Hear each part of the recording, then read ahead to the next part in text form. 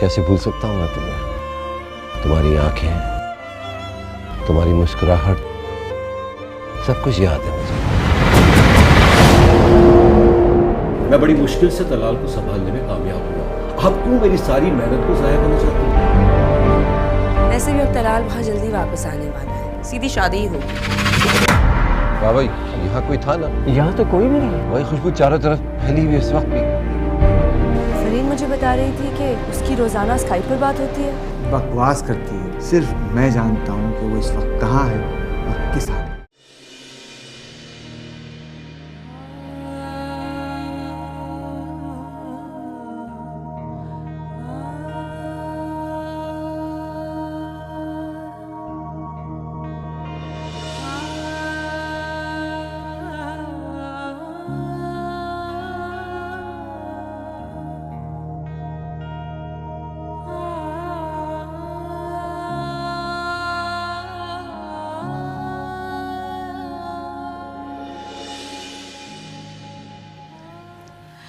रिबा, जी अम्मी। जाग रही हो बेटा? अम्मी, भूख नहीं है मुझे, तो मैं अभी खाना नहीं खाऊंगी। बेटा, खाना तो लगने में अभी थोड़ी देर बाकी है। मैं दरअसल तुमसे कहने आई थी कि मैं जल्द से जल्द तुम्हारी शादी कर दूं। बल्कि मंगनी वाले दिन भी मुझे लोग कह रहे थे कि मंगनी करने की क्या जरूरत है, शादी कर देती। लड़का भी घर में, लड़की भी घर में। अब अम्मी, अगर आप बुरा ना मनाएं तो हम इस टॉपिक पे बाद में बात कर सकते हैं। वो सर में बहुत दर्द हो रहा है अम्मी। तुम्हारी तबीयत तो ठीक है बेटा? जी अम्मी, बस वो थकन की वजह से सर में बहुत दर्द हो रहा है। थोड़ी देर सोना चाहती हूँ। ठीक है बेटा, तुम आराम कर लो। और हाँ, भूख लगे तो खाना अपने कमरे में मंगवा लेना आना। ठीक है जी। और हाँ, इसके बारे में सोचना ज़रूर। वो मैं तौसीफ से बात कर चुकी हूँ। तैयारी में भी 1 महीना पूरा लगता है। और हाँ, वो वलीमे और निकाह के जोड़े का ऑर्डर 1 महीना पहले दे, तब कहीं जाकर तैयार होता है। टेक केयर मेरा बच्चा।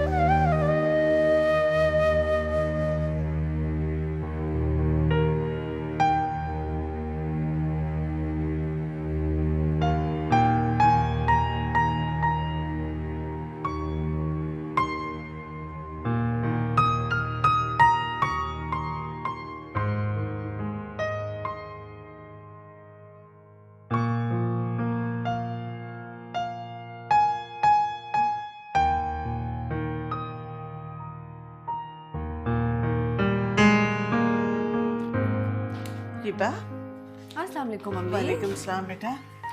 स्कूल जा रही हूँ अम्मी, बस मैं आ जाऊंगी बाद में। बेटा, रात को तुम बहुत थकी हुई थी, आराम कर लेती। बच्चे के पास और भी लोग होंगे। क्या करूँ अम्मी, बस मेरा जहन वहाँ ही लगा हुआ है। आप फिक्र ना करें, मैं जल्दी आऊंगी आज। अच्छा, तुम कैसे जाओगी? तौसीफ ने गाड़ी भेज दी है। अच्छा, ठीक है बेटा, जैसे तुम्हारी मर्जी। वो कह रहा था कि रिबा से टाइम ले ले शादी की शॉपिंग के लिए, तो जो टाइम तुम दोगी वो साथ चला जाएगा और शादी की शॉपिंग हो जाएगी। जी अम्मी, वो अभी मुझे थोड़ी जल्दी है, बाद में बात करेंगे। खुदा हाफिज। अच्छा बेटा, खुदा हाफिज। कैसी लड़की है, किसी की मानती नहीं। इसे तौसीफ ही ठीक करेगा।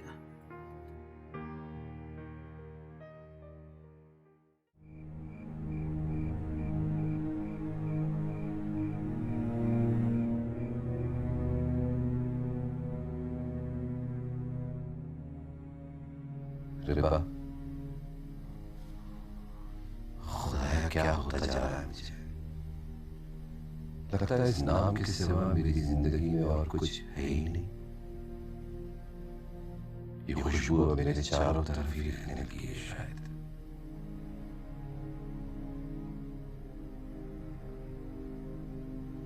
लगता है मोहब्बत इश्क की मंजिल तक जा पहुंची, क्योंकि करामात तो इश्क दिखाता है। ये खुशबू इश्क की करामात ही तो है। इस खुशबू पर जान कुर्बान कर देने को जी चाहता है।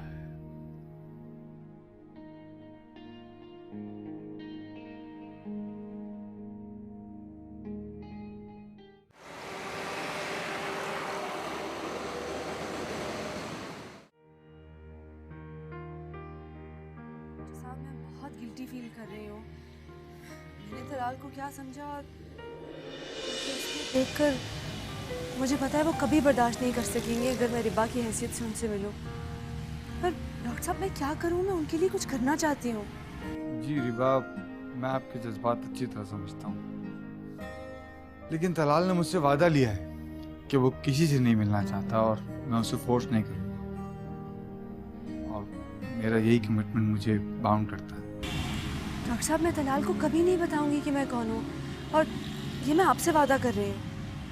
वो अब अपनी बाकी की जिंदगी स्कूल के बच्चों के साथ ही गुजारना चाहता है। दरअसल मैं उनके लिए कुछ करना चाहती हूँ, अपने हाथों से उनका काम करना चाहती हूँ, तलाल के आसपास रहना चाहती हूँ। कल जब मैं यहाँ से गई मैं सारी रात नहीं सो सकी, और आज सुबह मैं फिर फौरन यहाँ आ गई। ये तो तलाल के हक में बहुत बेहतर होगा कि उसे एक गुड हेल्दी कंपनी मुस्तकिल मैसर हो जो उसके साथ इतनी सिंसियर भी हो। हुजूर बख्श उसके सारे काम कर देता है, लेकिन सारे बहुत सी बातें ऐसी होती हैं जो वो हुजूर बख्श से नहीं कर सकता। मगर क्या? मगर ये कि वो आपसे छुपके ही उस जगह जाके बैठा है। रिबा, वो आपको आजमाना नहीं चाहता, बल्कि आपको किसी आजमाइश में डालना भी नहीं चाहता। वो ये भी नहीं चाहता है कि उसकी वजह से आपको फैसला करने में कोई मुश्किल हो। आप यूं कीजिए, आप मुझे थोड़ा वक्त दीजिए, मुझे लगता है मैं इस मसले का कोई ना कोई हल सोच लूँगा। खुदा हाफिज। खुदा हाफिज।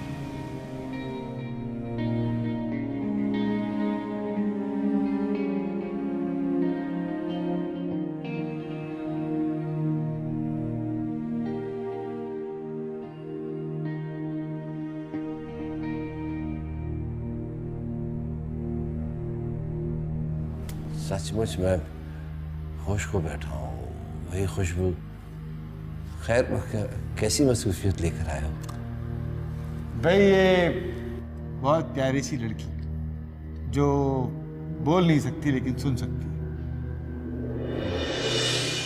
लेकिन तुम्हारी मामा कह रही थी कि तुम्हारी तबीयत ठीक नहीं। मैं ठीक हूँ बाबा। अरे बेटा, मैं कम गो हूँ, जरा ज्यादा बातें नहीं करता। उम्मीद करता हूं कि आप बोर नहीं होंगी।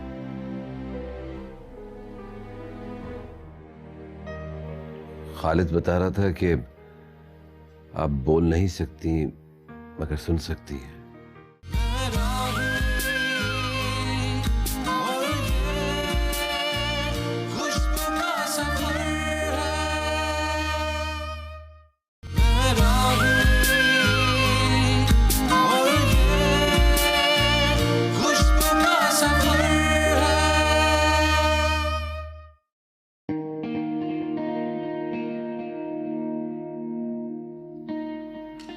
बाबा जी तलाल मियाँ। कौन आया?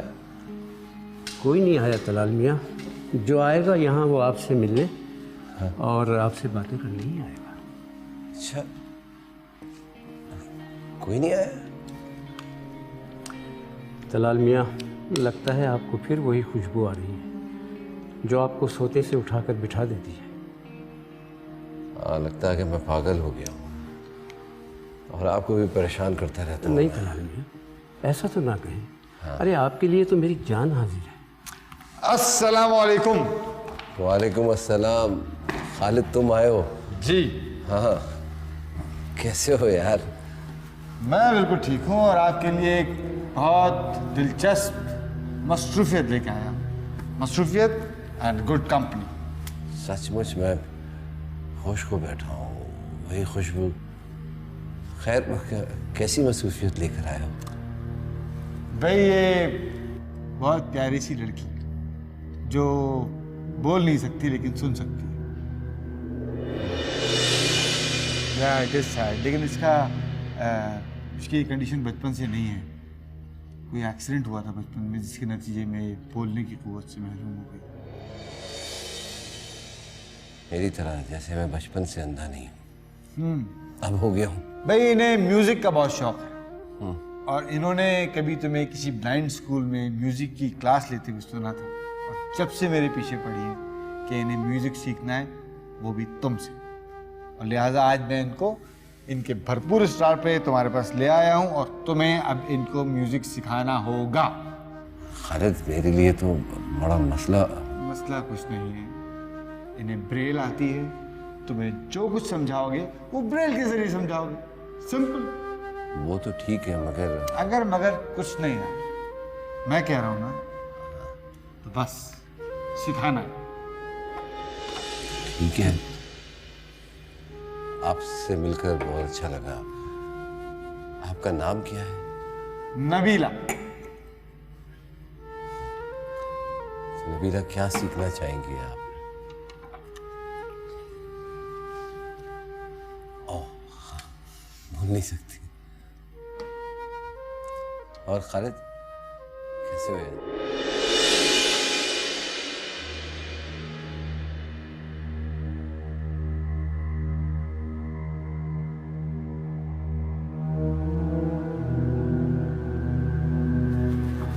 अस्सलाम वालेकुम बेटा, कैसी हो?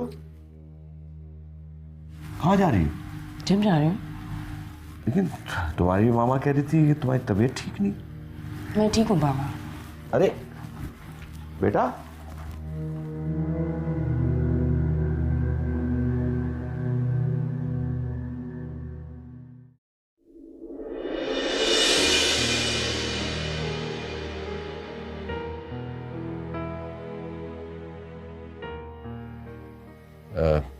मैं कम गो हूं, जरा ज्यादा बातें नहीं करता।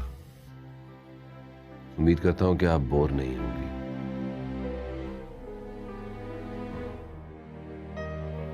खालिद बता रहा था कि आप बोल नहीं सकती मगर सुन सकती हैं।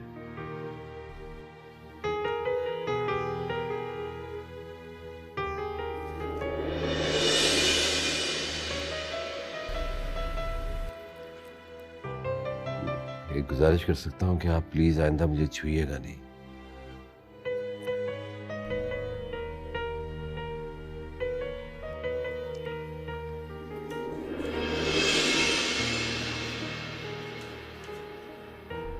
मुझे लगता है कि आपको मेरा टोकना बुरा लगा है। देखें, मैं माजरत चाहता हूं मगर मुझे किसी का छूना अच्छा नहीं लगता। साहब, बीबी बाहर गई है, अभी वापस आती है। ओह, बाहर? हाँ, शायद आंखों वालों के लिए अंदर बाहर होता हुआ करे।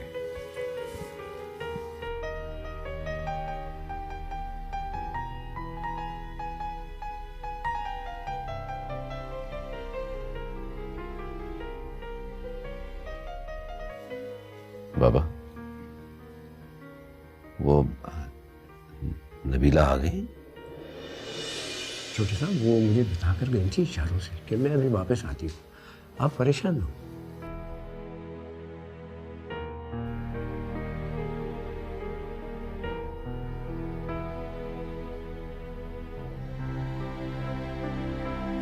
आप जाके देखें तो कहाँ रह गई? ये लीजिए, वो आ गई। हाँ,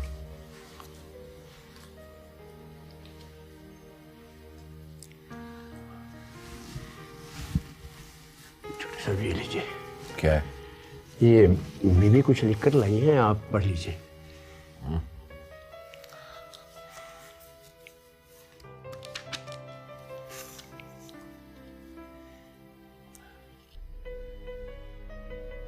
आपको छूना मेरी मजबूरी है, हाँ या ना बताने के लिए। इसीलिए ब्रेल पर लिखकर लाई हूं।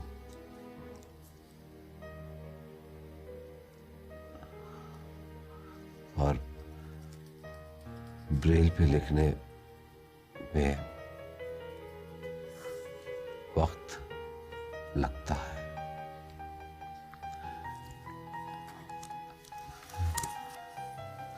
नबीला, आप दुरुस्त फरमा रही हैं। एक मेरे पास आइडिया है। अगर आपको मुझे कोई चीज बतानी हो तो कलम या स्टिक के जरिए मुझे छूकर बता दीजिए। एक दफा छुएंगी, उसके मतलब हाँ होगा, और 2 दफा छुएंगी तो उसका मतलब ना होगा। आपको ये मेरा आइडिया कैसा लगा? छोटे साहब, वो कह रही है कि मुझे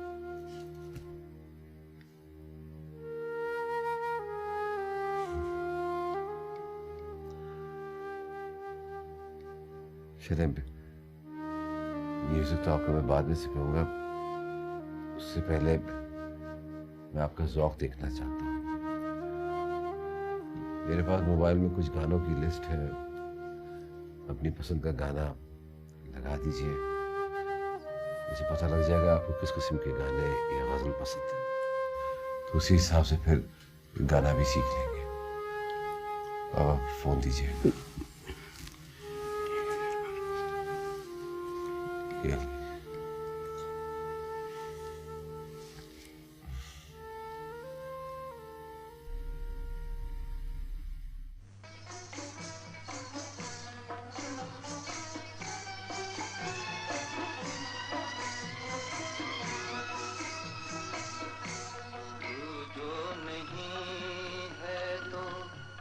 कुछ भी नहीं है, ये माना कि मैं फिर जमा है, हंसी है। तू जो नहीं है तो कुछ भी नहीं है, ये माना कि मैं फिर जमा है। ठीक है, बहुत खूबसूरत गज़ल है ये। मैं तुम्हारा टेस्ट समझ गया हूँ। इसी किस्म के गज़लें और गीत तुम्हें सिखाऊंगा। नबीला,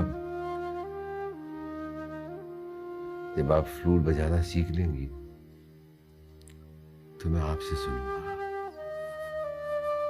क्या आपको पता है कि बजाने से ज्यादा सुनने में बहुत मजा आता है? क्या ख्याल है तुम्हारा?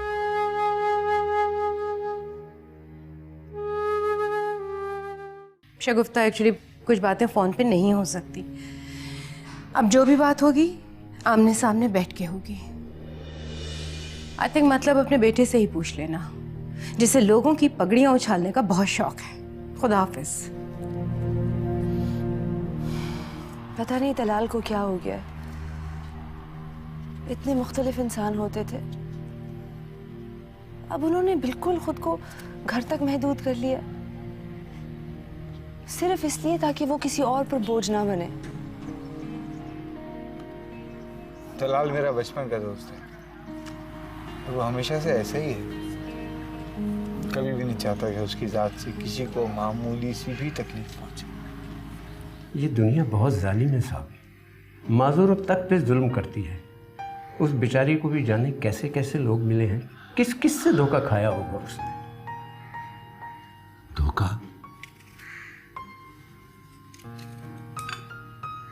धोखा भी बहुत बड़ा दुख है। जो एक दफा धोखा खा लेना, जिंदगी भर के लिए बेकरार रहता है वो।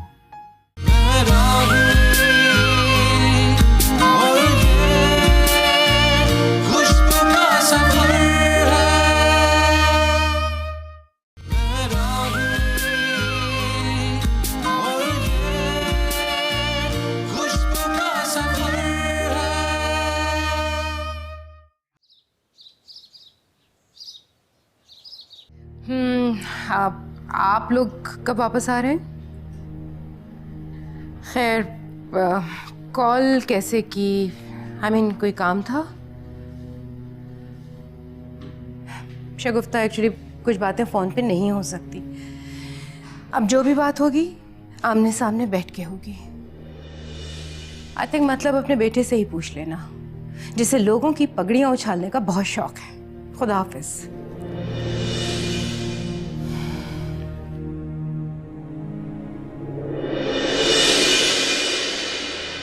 सब बातें अपनी जगह ठीक हैं, लेकिन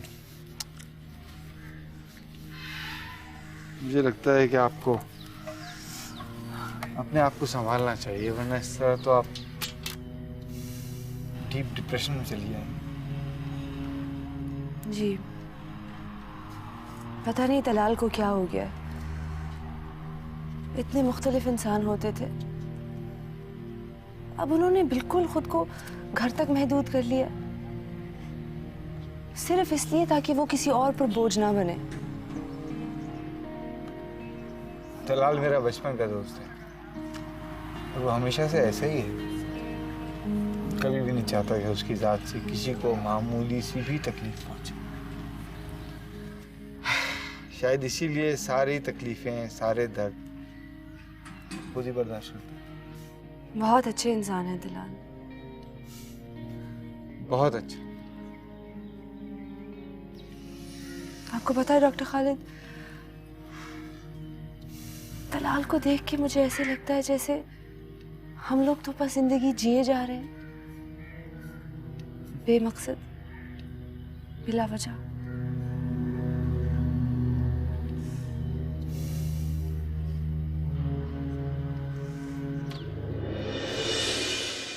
तलाल मियाँ, सेब लीजिए। शुक्रिया बाबा। वो नबीला गई? जी साहब, वो गई। अजीब है, खुदाफिज कह के भी नहीं गई। साहब, वो बेचारी तो बोल भी नहीं सकती, गूंगी है, आपको खुदा हाफिज कैसे कहती? मेरा मतलब है मिल के तो जाती। ये दुनिया बहुत जालिम है साहब, माजूर तक पे जुल्म करती है। उस बेचारी को भी जाने कैसे कैसे लोग मिले हैं, किस किस से धोखा खाया होगा उसने। धोखा? धोखा भी बहुत बड़ा दुख है। जो एक दफा धोखा खा लेना, जिंदगी भर के लिए बेकरार रहता है वो जो साहब कहते हैं ना कि दूध का जला भी छाछ को फूंक फूंक कर पीता है।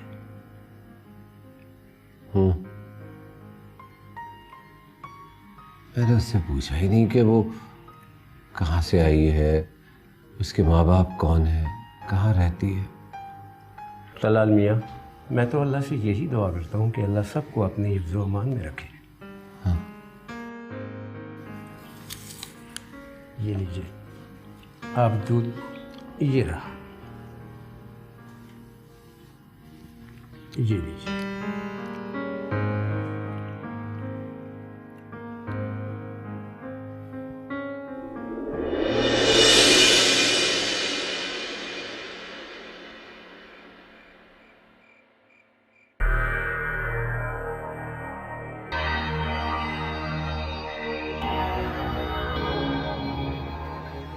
वैसे मामा, बहुत अच्छा किया है आप। आंटी को भी तो पता चलना चाहिए ना। मेरी जो बेइज्जती हुई थी मैं कभी नहीं भूलूंगी उसे। अभी तो फोन पे बात हुई है ना, मुझे तो ऐसा लग रहा है कि दोनों मियाँ बीवी जब आएंगे ना तो खुद ही बात करने के लिए आएंगे, हमें उनके घर जाने की जरूरत भी नहीं पड़ेगी। और तलाल, उसका कुछ पता चला? खुदा के लिए बेटा, तुमने तलाल की वजह से अपना और हमारा बहुत वक्त ज़ाया कर दिया। अब ऐसा भी नहीं है कि उससे बेहतर हमें कोई मिले ही नहीं। वैसे भी 10-12 साल का फ़र्क है तुम में और उसमें, और सोचो कि 10-12 साल और बाद तो उसका शुमार बुढ़ों में होने लगेगा। आपको अब बड़ी फिक्र हो रही है एज डिफरेंस की। सुनना नहीं,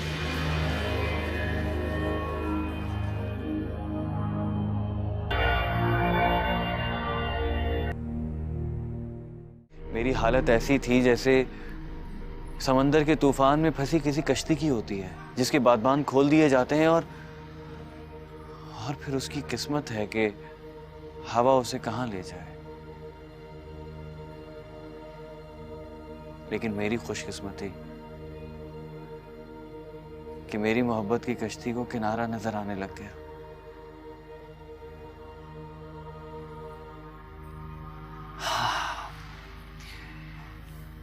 रिबा, आज मैं बहुत खुश हूं। मुझे लग रहा है मैंने अपने दिल का बहुत बड़ा बोझ हल्का कर दिया हो। बड़ा मिलता जुलता टेस्ट है सैंडविचेस का।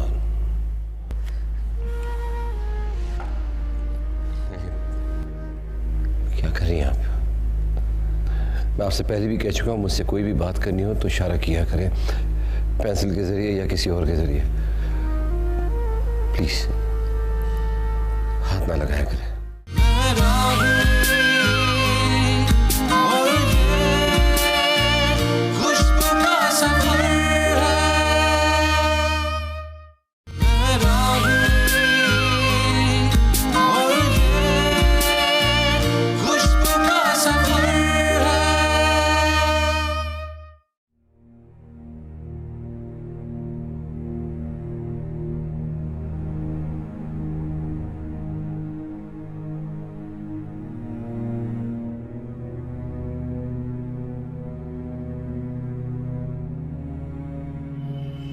तुम्हें एनजीओ ज्वाइन करने का मशवरा इसलिए दिया था कि तुम अच्छे अच्छे काम करो, खुश रहो।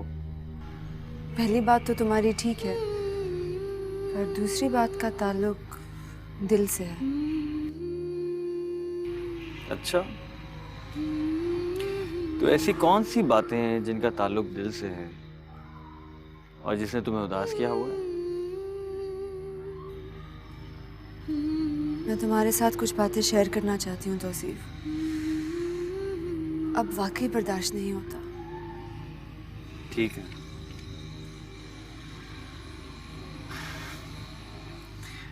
रिबा, मैं भी चाहता हूँ कि शादी से पहले तुम मुझसे अपने दिल की सारी बातें शेयर कर लो जो तुमने अब तक नहीं की। शादी? और मैं भी तुमसे अपने दिल की वो सारी बातें कह दूंगा जो मैं अब तक ना कह सका।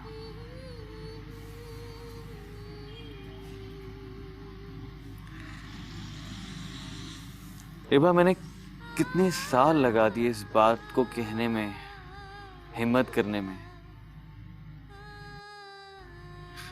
लेकिन ना कह सका।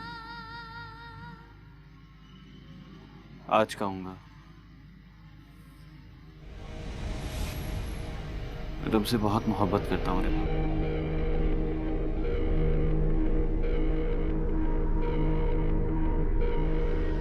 आज से नहीं,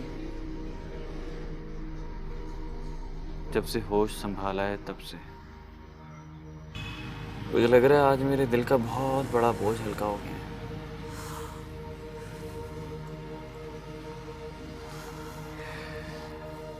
रिबा, बहुत से ऐसे मौके आए जब मुझे बहुत तकलीफ भी हुई। रात भर सो ना सका, सिर्फ ये सोच कर के अगर मैं तुम्हें अपने दिल की बात नहीं कह सकूंगा तो किसी दिन तुम मुझे छोड़कर ना चली जाओ।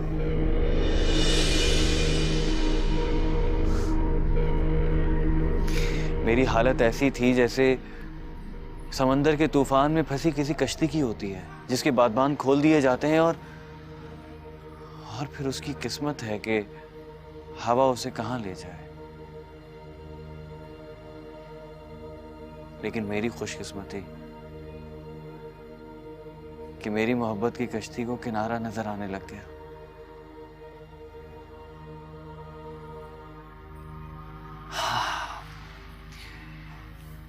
रिबा,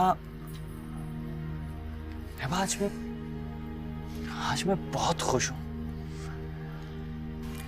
मुझे लग रहा है मैंने अपने दिल का बहुत बड़ा बोझ हल्का कर दिया हो। बहुत खुश हूं मैं ये तुम्हारा रूप पहली बार देख रही हूँ तौसीफ।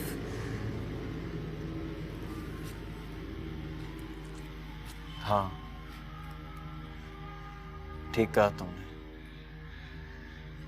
क्योंकि मेरा ये रूप सिर्फ मैं और मेरी तन्हाई जानते हैं, मगर आज तुम भी इसके हिस्सेदार बन गई।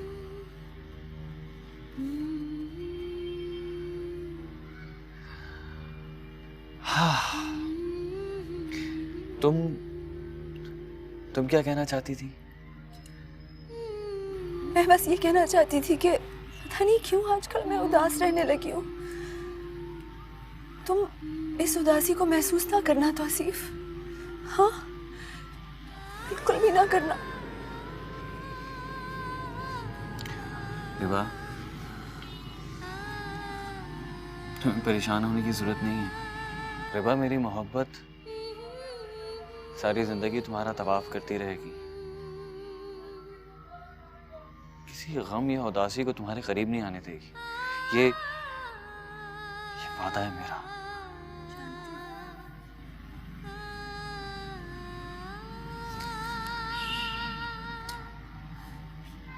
मैं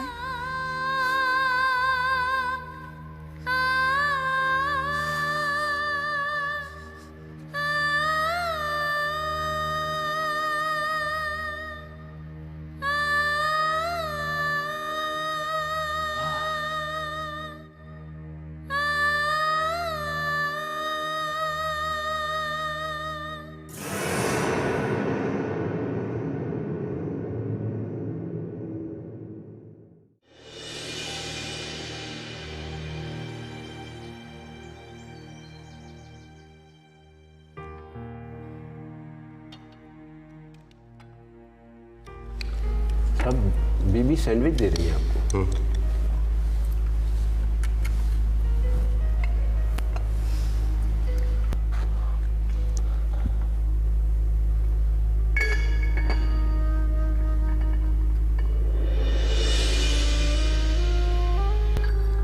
ये सैंडविच आपने बनाया?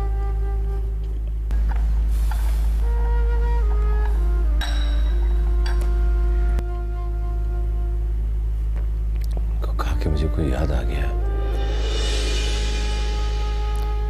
बड़ा मिलता जुलता टेस्ट है इन सैंडविचेस का।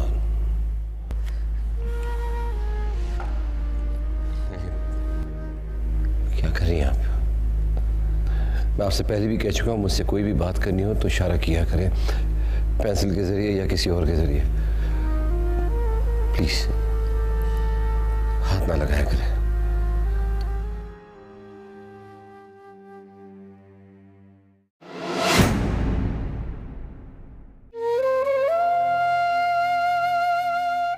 मैंने किसी का दिल दुखाया पापा। मैंने सुना अल्लाह ताला किसी का दिल दुखाने पे माफ नहीं करता।